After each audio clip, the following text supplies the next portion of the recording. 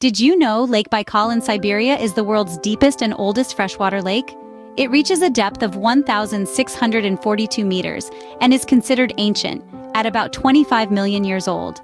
This is just one example of the intriguing world of water bodies. From the smallest ponds to the vast oceans, each water body holds its own unique charm and ecological importance. They house a diverse array of life forms and play a crucial role in our planet's climate. Now let's dive into the fascinating world of water bodies. Our first stop on this journey is the ocean, the largest body of water on Earth. Covering over 70% of our planet, oceans are teeming with life and play a crucial role in regulating our climate. Next up, we have seas, smaller than oceans but no less important.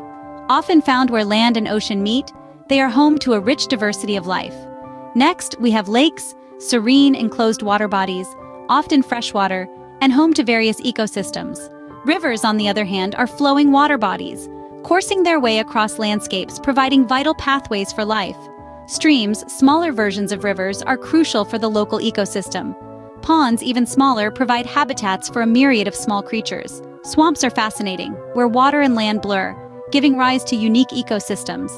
Bays, gulfs, and harbors, all coastal water bodies, provide shelter from the ocean's might, harboring rich marine life and serving as vital points for human activities.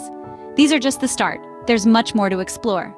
Moving on, we have the lagoon, a shallow body of water separated from a larger body of water, such as a sea or ocean, by barrier islands, coral reefs, or other features. Nature's own swimming pool, you might say. Next up, the estuary, where rivers meet the sea. It's a bustling hub of biodiversity, where saltwater and freshwater collide. Then we have the fjord, a long, deep, narrow body of water that reaches far inland. Fjords are often set in a U-shaped valley with steep walls of rock on either side. Waterfalls, nature's spectacular shows, are where water cascades down from great heights. Glaciers, though not technically water bodies, are enormous masses of ice that can shape the landscape and influence sea levels. A reservoir is a man-made lake, typically made by damming a river. Creeks, straits, brooks, and canals, all varying in size and flow, play crucial roles in the water cycle and in providing habitats for diverse fauna and flora. And we're not done yet, there's still more to come. Next up is the delta, a landform where the river meets the sea or any other body of water. It's a bustling hub of life, often teeming with diverse species. Following closely is the marsh, a verdant wetland that is constantly saturated with water. They serve as nature's sponges, soaking up water to prevent flooding. Then we have the bog, a type of wetland that accumulates peat, a deposit of dead plant material. Bogs are crucial for carbon storage, helping to mitigate climate change. Next, we find the spring, a point where water flows from an aquifer to the Earth's surface. Similarly, a well is a man-made structure where water is extracted from the ground. A waterhole, on the other hand, is a depression where water collects, often a lifeline for wildlife in arid regions. The billabong, an Australian term, is an oxbow lake left behind after a river changes course. On a smaller scale, we have the humble puddle, a small accumulation of water on a surface. Last but not least, the geyser, a spring characterized by intermittent discharge of water ejected turbulently and accompanied by steam. And that wraps up our journey through the different types of water bodies. So, how many of these water bodies were you already familiar with?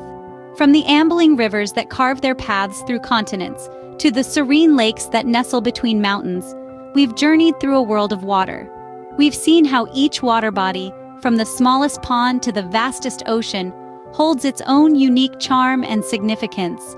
We've dipped our toes into the world of streams, brooks, and creeks, small but mighty forces that help shape the landscapes they flow through.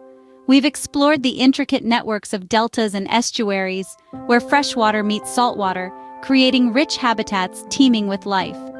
From the mysterious depths of the ocean, home to countless species and undiscovered secrets, to the expansive seas that cover over 2/3 of our planet's surface, we've dived deep into understanding their role in regulating our climate.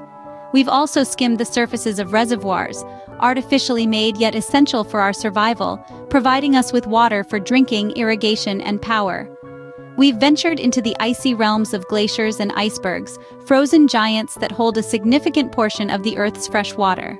And let's not forget the unique beauty of lagoons, fjords, and bays, each with their own distinct features and ecosystems contributing to the biodiversity and health of our planet. though we've not listed them all. Now you know more about the different types of water bodies that make up our planet. Remember, each one is unique and plays a vital role in our ecosystem. Until next time, keep exploring and stay curious.